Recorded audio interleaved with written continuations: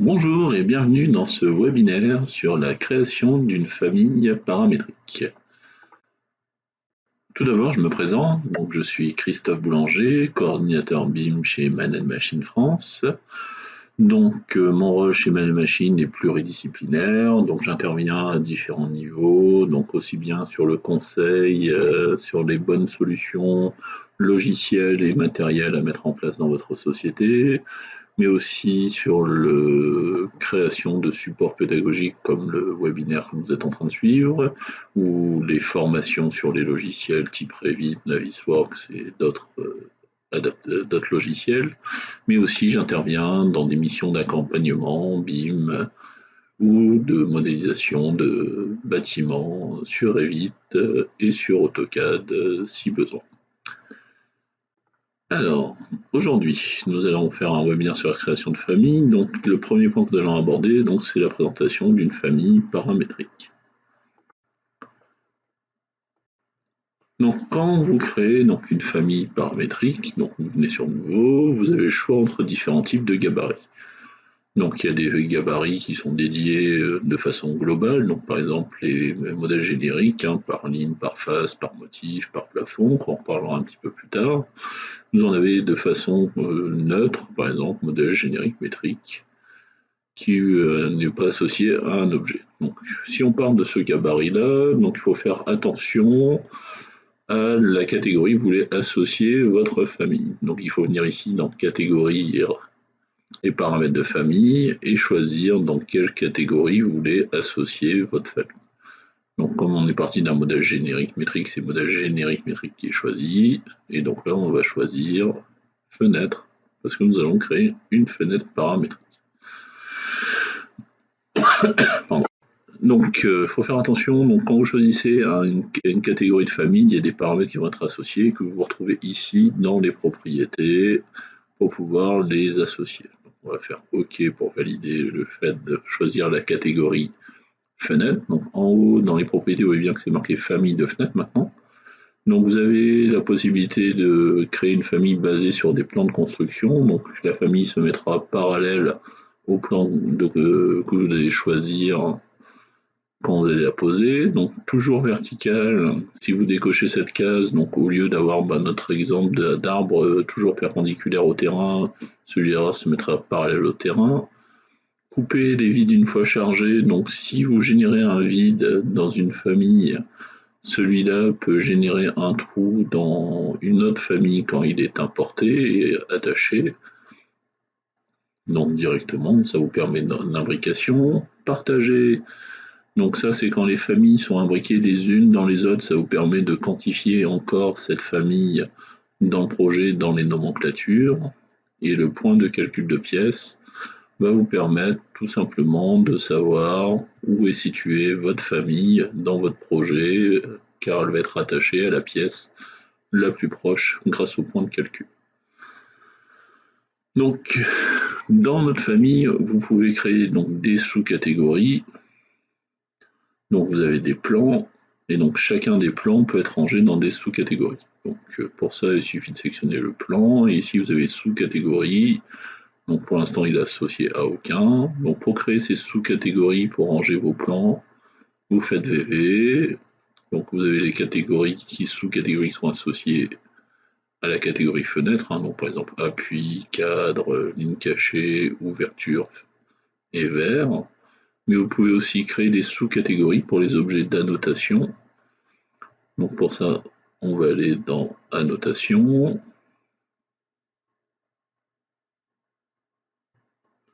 Donc ligne cachée. Donc on va aller dans annotation. Donc là, vous retrouvez les annotations, donc ligne de référence et plan de référence. Donc pour pouvoir créer des sous-catégories, on va venir ici dans style d'objet. Donc sélectionnez plan de référence, cliquez sur nouvelle. Et donc vous pouvez créer donc une sous-catégorie qui s'appelle axe. Donc vous pouvez l'associer dans la sous-catégorie plan de référence ou ligne de référence, c'est dans ces deux-là que vous pouvez le faire. Donc lui associer une épaisseur, une couleur, et aussi un motif de ligne. Donc là, on va prendre un centre pour définir notre centre, notre axe de notre famille. Donc là, on choisit axe, on fait OK. Donc là, on peut cliquer sur les lignes, les plans de référence et lui associer le terme axe. Et de ce fait-là, les plans que nous avons choisis passent en rouge pour dire que c'est bien dans la sous-catégorie axe qui sont rangés. Donc on peut faire la même chose pour plusieurs types de plans. Donc on va changer de famille. Donc là, je l'ai fait par exemple pour l'axe de la fenêtre. Mais vous pouvez créer aussi des sous-catégories, donc pour les volumes. Donc là, pour ça, il suffit de choisir ici dans les propriétés la sous-catégorie que vous voulez lui associer. Donc si vous voulez créer vos propres sous-catégories, n'oubliez pas, donc vous faites VV et là vous retrouvez les sous-catégories. Donc il suffit d'aller dans style d'objet pour les générer.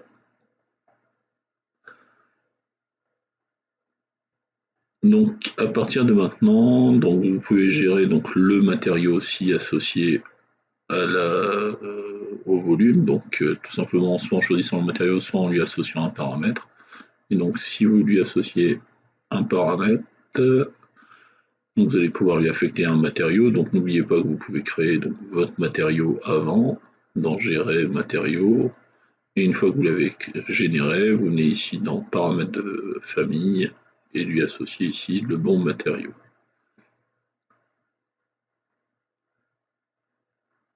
Donc n'oubliez pas de purger les matériaux non utilisés, donc en faisant gérer purger, donc il va vous donner la liste de matériaux que vous pouvez supprimer. Si vous n'associez aucun matériau, n'hésitez pas, donc pour gagner du poids dans la famille, à supprimer tous les matériaux non utilisés dans votre famille. Et en plus, ça évitera de polluer votre projet avec des matériaux que vous n'utilisez pas. Donc pour ça, vous retrouvez ici des matériaux, vous faites OK, purger. Donc faites attention de purger autant de fois que ici, il faut que ce soit marqué 0 et non pas un chiffre différent de 0. Donc on peut maintenant gérer donc aussi dans une famille le niveau de détail. Donc là ici, si je change de niveau de détail, si je passe, donc là je suis en détail moyen, donc si je passe en détail élevé, ma famille peut être totalement différente ou avoir une petite différence. Donc pour cela, il y a deux volumes et pour chacun des volumes, ici dans les propriétés, dans modifier, je lui ai dit à quelles conditions ça doit s'appliquer. Donc en vue 3D, en vue en plan, avant, arrière, droite, gauche, mais aussi le niveau de détail faible, moyen et élevé. Donc là ici j'ai décoché élevé pour dire qu'il n'est pas utilisé en condition élevée. Et du coup ici en élevé, je vais recréer un volume et pareil dans les visibilités, je vais lui dire que le seul qui est coché c'est élevé. Donc là c'était un détail 2D, donc n'oubliez pas que vous pouvez le faire aussi donc, sur les détails 2D ou 3D. Donc là je vais aller dans la vue 3D pour vérifier que mon volume en 3D soit bien associé en élevé. Donc, ici en bas vous pouvez choisir le type d'aperçu. Donc vous sélectionnez le volume et ici dans modifier, vous voyez que là j'ai bien décoché faible et moyen et j'ai gardé que élevé. Et il n'est pas visible dans le plan de coupe si l'objet est coupé. On fait OK. Donc ça c'est le niveau de détail qui va permettre d'être associé. Donc on peut avoir la sous-catégorie, mais vous pouvez aussi créer des éléments de détail. Donc ces éléments de détail, donc, quand vous cliquez dessus, vous pouvez créer un élément de détail. Donc vous allez pouvoir gérer sa visibilité. Donc pour gérer sa visibilité, selon les types, vous pouvez changer. Donc là par exemple je suis passé sur un type note type. Donc mon nouveau type ici me permet de faire apparaître un note détail, donc avec une taille bien standard. Donc par exemple là ici la taille standard c'est 72 par 84. Et de ce fait-là, ici, je vais pouvoir gérer la visibilité de mon élément de détail. Donc ici, en cochant visible ou pas, vous créez une règle. Donc là, je l'ai appelé le paramètre détail 72 mm parce qu'il apparaît que cette condition-là. Et ici, dans les propriétés du type de famille, Donc, je retrouve mon paramètre et lui affecter une condition pour que le paramètre se coche ou se décoche automatiquement. Et donc là, la condition, c'est que la largeur d'ouvrant doit être égale à 72 et que la profondeur d'ouvrant doit être égale à 84. Donc quand je change de type, donc là, ici j'ai différents types, bah, par exemple ici la largeur c'est 50-50, bah, c'est différent de 72 et 84, il décoche automatiquement la case et il coche automatiquement pas de détails pour l'ensemble. Donc là ici l'option visibilité de la poignée, bah, comme il n'y a pas de formule, elle est activée ou désactivée par l'utilisateur. Donc là le fait de changer la taille, ça me permet d'agrandir la fenêtre, mais faire disparaître le détail donc, qui ne pouvait ne servir qu'à 72. Donc vous pouvez créer autant de détails que vous voulez, il suffit de changer la taille du détail pour retrouver le détail qui va apparaître ou disparaître. Donc ça c'est ce qui vous permet de gérer donc, les visibilités, la partie visibilité. Donc voilà tout ce qu'on peut avoir comme paramètres à gérer dans les familles. Donc maintenant, on va voir comment gérer les ouvertures dans une famille de fenêtres. Donc vous avez deux types d'ouvertures pour une porte ou une fenêtre. Donc vous avez soit l'outil ouverture qui vous fait ou forme vide. Donc l'outil ouverture vous fera des ouvertures droites et forme vide vous permettra de créer des ouvertures de taille totalement différentes. Donc quand vous créez donc une nouvelle famille, donc on va faire nouveau famille. Vous choisissez donc ici la famille fenêtre métrique. On fait ouvrir. Et donc dès que vous choisissez donc cette famille, vous avez tout de suite l'ouverture qui est créée, qui est associée avec l'outil ouverture. Donc là, vous pouvez la sélectionner si vous voulez la modifier la forme. Vous pouvez cliquer sur modifier l'esquisse, ouvrir. Et donc là, notre ouverture s'appuie sur les plans de référence qui nous permet de gérer donc, la largeur et la hauteur de la fenêtre. Si je veux pouvoir créer ma propre ouverture, donc il faut absolument que je supprime cette ouverture. Je ne peux pas mélanger les formes vides et l'outil ouverture. Donc je supprime l'ouverture. Je viens ici créer des plans qui vont me permettre de créer deux types d'ouvertures différentes. Donc ce qui va me permettre de gérer la largeur. Et ici, ce qui va me permettre de gérer la hauteur. Là, je ne vais pas dessiner droit, c'est pas grave, il suffit de récupérer le plan, le mettre à 180 degrés, hop, et maintenant il est droit. Donc pour pouvoir gérer la taille, je vais mettre des cotes, donc je place mes cotes, tout simplement.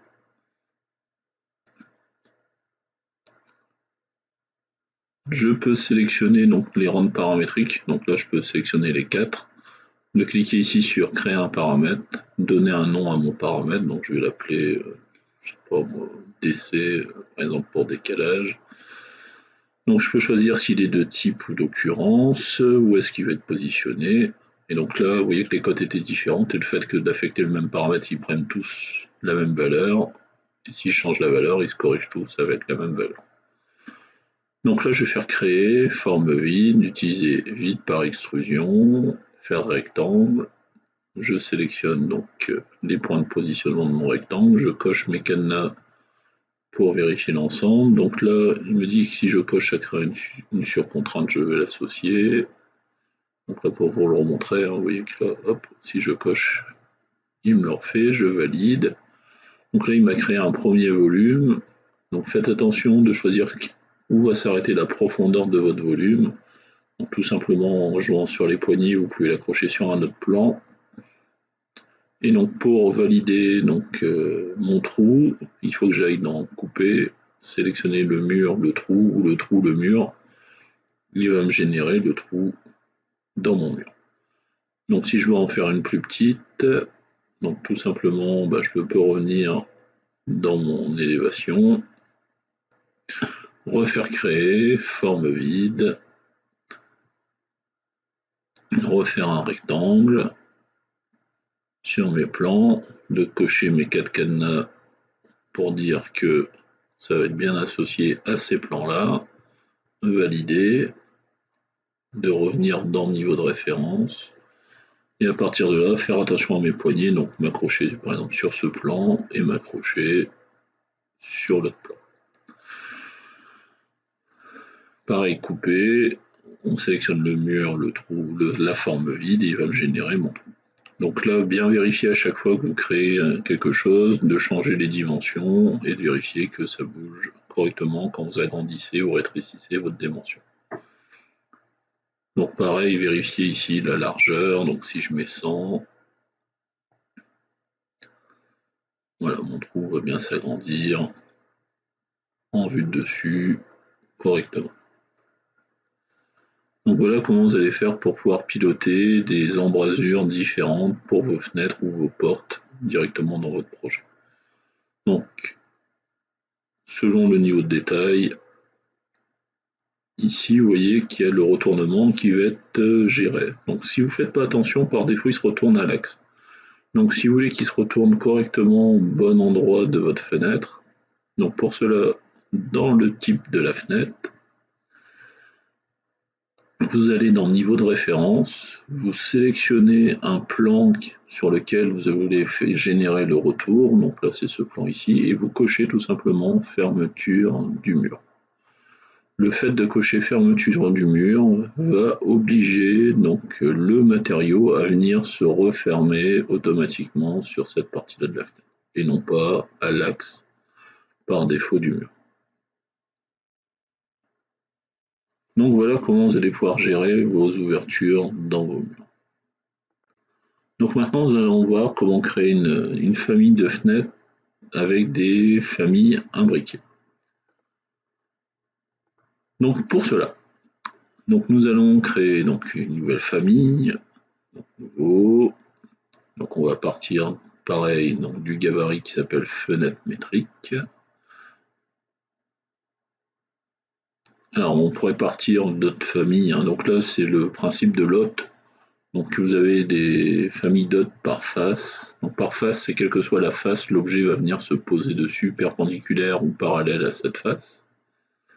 Ligne, donc la famille va s'agrandir de façon droite en suivant une ligne de Revit ou en étirant cette ligne-là. Donc par exemple, les poutres sont à peu près associées à cette famille-là. Mur, l'objet va être dépendant du mur directement, plafond dépendant des plafonds pour la mise en place, et sol va être associé au sol, pareil pour le toit directement. Alors, donc on pourrait partir du modèle générique métrique mur pour pouvoir créer notre fenêtre, mais bon, comme il y a un gabarit qui est déjà tout fait et bien fait, donc on va partir du fenêtre métrique pour créer notre fenêtre. Donc on fait ouvrir. Alors, quand on crée une fenêtre, donc on va vérifier qu'ici dans type de famille, il vous génère automatiquement des paramètres. Donc vous retrouvez largeur, hauteur et largeur, hauteur brute. La fermeture du mur, donc là c'est ce que je vous disais tout à l'heure, c'est ce qui vous permet de dire est-ce que c'est l'intérieur, l'extérieur ou l'hôte ou les deux qui vont se retourner. Donc si vous choisissez par hôte, c'est le mur qui va donner le type de retournement et la hauteur d'appui qui va être associée. Donc ça, quand vous prenez ce gabarit-là, vous avez déjà tout ça. Alors, donc ici vous voyez que quand on a une famille d'hôtes mur, ici dans hôte, mur est bien indiqué.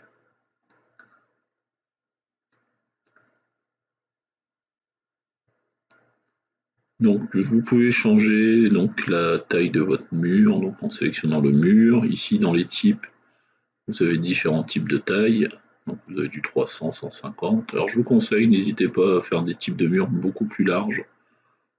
Bon, après, moi j'exagère un petit peu ici dans ce cas-là, je dis à 1 mètre, mais c'est pour pas être gêné par rapport à l'axe du mur quand je vais créer mes différents plans. Donc pour ça je vais dire 1000, ok, ok, donc là mon mur va faire 1000. Pour pas être gêné avec l'axe du mur, et l'axe de ma fenêtre, je vais créer des sous-catégories. Donc on refait VV, on vient dans la catégorie d'annotation, style d'objet, on vient sur plan de référence, nouvelle. Donc on va créer axe, donc qui sera l'axe de la fenêtre, et axe mur, qui sera l'axe de mon mur. Donc on peut les sélectionner tous les deux, lui dire qu'elles sont rouges et qu'elles sont de style de ligne centre. On fait OK. Et pour cacher mon axe de mur, j'ai juste à décocher la case axe de mur, sélectionner l'axe qui va être en axe de mur. Donc dans sous-catégorie, je définis axe de mur, il disparaît. Et là, si je veux le transformer en axe de fenêtre, je le sélectionne, je mets axe, et il va passer en axe de fenêtre. N'hésitez pas aussi à changer l'échelle pour diminuer la taille des annotations, pour que ce soit plus simple à lire quand vous zoomez sur les objets. Donc là, ce qu'on va faire, c'est gérer la position de notre fenêtre dans notre mur. Alors, je ne sais pas si vous avez déjà fait attention, certains types de fenêtres, quand vous les créez, donc par exemple si je prends celle-là, je peux gérer la hauteur d'appui, je peux gérer la hauteur sous linteau, mais je ne peux pas gérer la position dans le mur. Donc nous, ce qu'on va faire, c'est qu'on va créer un paramètre qui va nous permettre de gérer le décalage dans le mur. Donc là, si je change la valeur de décalage, par exemple si je mets 10 cm, il va pouvoir intégrer ce décalage directement dans ma famille. Donc pour ça, on va créer un plan. On fait plan de référence, on dessine notre plan de référence. Et on va venir coter ce plan de référence. Alors pour que ce soit plus facile à coter, n'hésitez pas à réduire un peu le mur de ce côté-là pour avoir accès au plan. Hop, on fait cotation, on cote les deux plans, on pose la cote, on sélectionne la cote, on crée un paramètre. Et donc ce paramètre, on va l'appeler décalage face mur. On va le mettre dans occurrence, parce que comme ça, toutes les fenêtres pourront avoir un décalage différent. Et on va le mettre dans contrainte pour qu'il se situe dans les contraintes, pareil que la hauteur d'appui de ma fenêtre. Donc là, faites attention de bien tester tout de suite, de bien changer la dimension. Donc si je mets 100, voilà, ça marche parfaitement bien. Donc là, vous comprenez aussi un peu pourquoi j'ai mis 1000 d'écart, hein. Ça permet d'avoir de la place pour pouvoir modéliser. Donc là, je vais importer une famille pour gérer le cadre de la fenêtre. Donc j'avais déjà créé auparavant une famille qui s'appelle cadre. Donc dans cette famille, elle est paramétrique. Donc je vais pouvoir la charger dans mon projet. Donc pour ça, je vais charger dans le projet. Alors vous avez le choix de soit charger dans charger, charger, faire et fermer. Donc là, je choisis charger et fermer pour pas surcharger mon projet, mes différents onglets. Donc là, il charge ma famille. Et donc ma famille, je vais pouvoir l'axer et la verrouiller sur mes plans. Donc pour ça, j'utilise la commande aligner. Donc je fais aligner, je sélectionne l'axe de ma fenêtre et je vais dire que ma famille imbriquée va être axée aussi par rapport à cet axe-là. Je fais la même chose par rapport à l'arrière. Donc là, pour que ma fenêtre puisse se déplacer dans le mur, je dis que le plan de l'arrière de ma famille s'applique sur la face de mur. Si je change la valeur, je vérifie tout de suite que si je change la valeur, si je mets 50, que mon objet change bien. Si je mets 150, ça marche très bien. Et maintenant, vous allez voir que je vais pouvoir changer la largeur. Donc si je change la largeur, je passe à 1500. Vous voyez que pour l'instant, ma famille imbriquée ne change pas de taille. Alors c'est normal puisqu'elle a sa propre dimension, mais je peux lui dire que la famille imbriquée suive les dimensions de la famille en cours. Pour cela, donc soit dans les paramètres directs si je le trouve, soit dans modifier le type, je vais retrouver des paramètres qui vont me permettre d'associer la même chose. Alors soit ils peuvent porter le même nom, mais ils ne sont pas obligés de porter tout à fait le même nom. Donc là, je vais dire que la largeur est égale à la largeur et que la hauteur de ma fenêtre est égale à la hauteur. Ok, donc de ce fait là il va prendre les valeurs actuelles de mon projet. Je peux aussi créer des paramètres qui n'existent pas encore dans ma famille. Donc là par exemple je peux gérer la largeur du cadre et l'épaisseur du cadre. Donc je vais créer des nouveaux paramètres. Donc là qui vont s'appeler cadre largeur. Vous voyez, je ne suis pas obligé de donner le même nom, qui vont être aussi en type, qui vont être dans cote.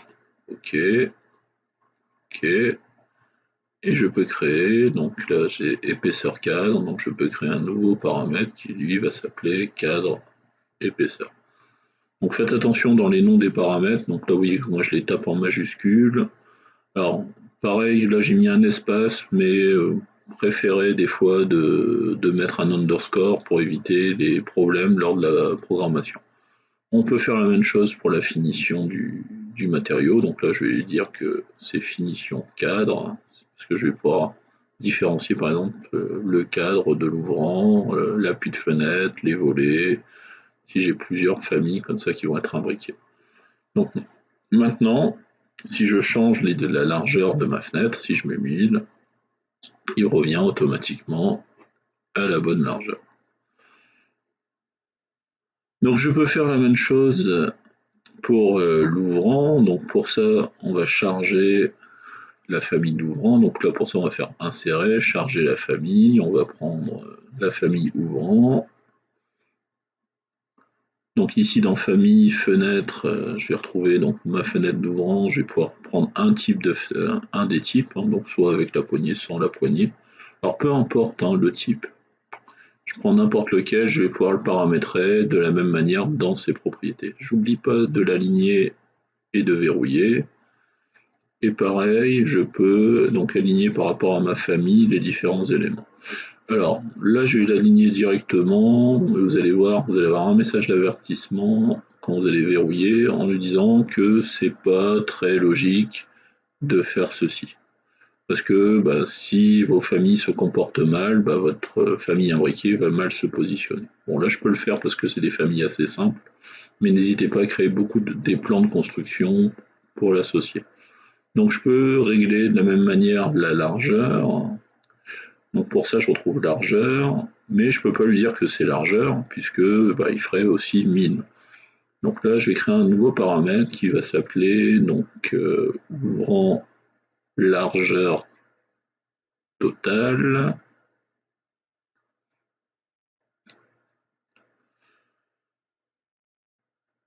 Voilà, il va être en type. On va faire OK. OK. OK. Donc je pourrais faire la même chose pour la hauteur. Hein. Donc là, c'est juste pour montrer le principe. Et donc là, je retrouve l'ouvrant largeur totale. Donc là, je vais lui dire que l'ouvrant largeur totale, il est égal à largeur plus, moins du moins, 2 fois la largeur de cadre. Là, vous pouvez faire des copier-coller pour reprendre exactement le nom du paramètre. Et là, vous voyez qu'il se met à 800 automatiquement. C'est une valeur qui est calculée, j'ai pas le droit de la changer. On fait OK. Et donc là, vous voyez que si je fais ça, je m'aperçois que c'est pas assez large. Donc comme là j'ai pas de paramètre qui définit l'épaisseur de cette partie-là, j'ai que ce paramètre-là qui définit la largeur totale. Donc là, je sais que cette valeur-là n'évoluera jamais, elle sera toujours à 34, peu importe l'épaisseur. Donc là je vais dire plus 2 fois 34. Alors j'aurais pu écrire 68 directement, mais bon, pour être sûr de voir ma cote apparaître, je mets 2 fois 34. De ce fait-là, quelle que soit la largeur maintenant de ma fenêtre, mon ouvrant suivra cette largeur-là. Si je mets 1600, ça bouge automatiquement. Donc n'oubliez pas de vérifier donc la partie ici épaisseur. Donc là je peux remettre à 0. Et vous pouvez vérifier aussi de changer la largeur du mur. Et là, quand je change la largeur du mur, catastrophe, ma fenêtre se retrouve à l'extérieur. Alors là, je vais revenir en arrière et vous expliquer pourquoi. Alors pourquoi ça fait ça? Parce que ici, ma cote, j'ai oublié de verrouiller ma cote pour lui dire qu'elle doit être toujours respectée, peu importe ce qui se passe avec les objets. Donc si je verrouille ma cote, maintenant si je change donc la valeur, si je mets 50, Bon, ça bouge toujours, mais quelle que soit la largeur de mon mur, il va respecter toujours cette largeur de 50. Donc là, si je fais un mur de 150, il respecte la largeur de 150. Si je remets à 0, il va se remettre à 0. Et si je change l'épaisseur de mon mur, il va respecter forcément ce 0. Donc tout à l'heure, comme c'était pas verrouillé, il ne savait pas qu'est-ce qu'il devait faire. Donc il a tout simplement déduit qu'il voulait agrandir la cote. Donc si vous ne voulez pas que les cotes changent de dimension en cas de changement d'objet, n'oubliez pas de les verrouiller. Donc là, on va gérer le côté sens d'ouverture. Donc par défaut, quand vous créez une fenêtre, il vous crée automatiquement la possibilité de faire face avant, face arrière. Donc si vous voulez choisir le côté droite, gauche, donc dans créer, vous avez contrôle. Donc là, vous allez choisir le double horizontal. Faites là positionner la poignée. Et donc c'est le point d'insertion de votre famille qui servira d'axe de symétrie. Donc de ce fait-là, c'est l'axe central de la fenêtre. Donc quand je clique sur ma poignée ou si j'appuie sur l'autre poignée, je change de côté. Et si je fais espace, c'est de la même manière, je peux jouer aussi sur les paramètres. Donc c'est ce qui vous permettra de choisir le sens d'ouverture de votre fenêtre. Donc si on veut tester notre fenêtre dans le projet, maintenant, tout simplement, j'ai juste à cliquer ici sur charger dans le projet. Et je vais pouvoir donc mettre ma fenêtre dans le projet. Et à partir de là, donc sélectionner la fenêtre. Et si je veux gérer le déplacement dans le mur, je mets 0 et elle va se positionner au bon endroit. Si j'ai besoin de modifier la taille de ma fenêtre, donc je clique sur ma fenêtre, je fais modifier le type. Donc je peux changer de la hauteur d'appui si je veux. Ici, si je veux mettre autre chose que 80. Donc je fais modifier le type. Donc soit je duplique le type, soit je change la valeur associée donc à ma famille pour changer de dimension. Donc on attaque notre dernier point, donc la création de plans de détail de fenêtres ou de portes. Alors pour générer des plans de détail, vous avez deux solutions. Une solution qui peut être associée à la légende, donc vous pouvez créer une légende, donc là par exemple vous pouvez créer une légende de fenêtre. Vous pouvez choisir à quelle dimension doit être cette légende, donc là par exemple au 25e, faire OK. Et donc importer des éléments de légende. Donc pour ça il faut aller dans Annoter, Composants, Composants de légende. Et donc ici dans la barre de commande, vous pouvez choisir donc le type de fenêtre, la fenêtre et le type de fenêtre qui va être associé, donc la famille et son type, et positionner donc la fenêtre. Donc si vous avez besoin d'avoir la vue de face, vous changez le niveau de détail, vous cliquez sur la fenêtre, vous pouvez copier le type à côté, vous pouvez cliquer dessus et ici dans les propriétés ou dans la ligne de commande, gérer donc la partie face avant ou arrière que vous voulez voir. Donc on va prendre l'arrière pour voir la poignée. Et donc vous voyez qu'il y avait aussi largeur, donc là c'est largeur, c'est plutôt longueur de lot, donc ça c'est par exemple s'il y a un mur dot, vous pouvez changer de la longueur et du coup vous allez voir le mur apparaître. Alors faites attention, c'est un mur de base qui n'est pas forcément le mur réel de votre projet. Donc, vous pouvez déplacer si vous voulez positionner vos différents éléments.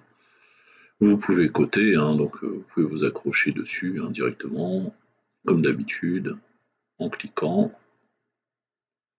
pour positionner. Donc on peut le faire un peu partout, donc là si je veux la largeur, je vais venir ici, je vais prendre la largeur, si je veux la hauteur, je vais cliquer ici pour avoir la hauteur, donc je peux vraiment positionner mes éléments.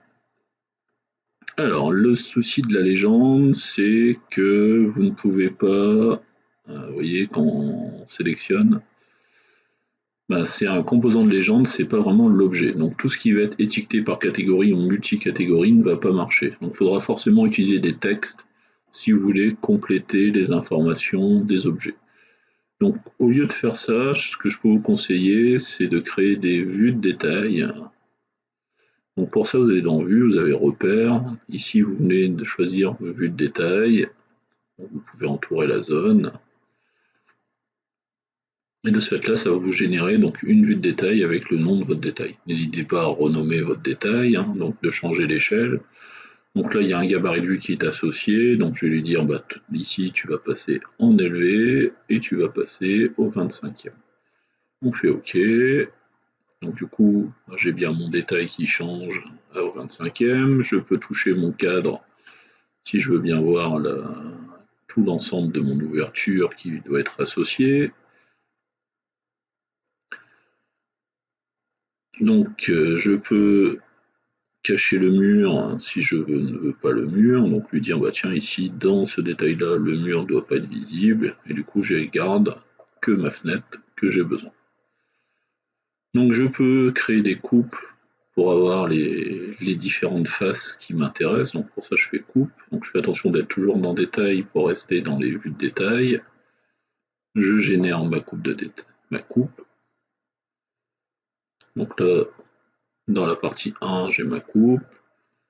Donc je peux monter ma coupe pour avoir la partie qui m'intéresse de mon détail.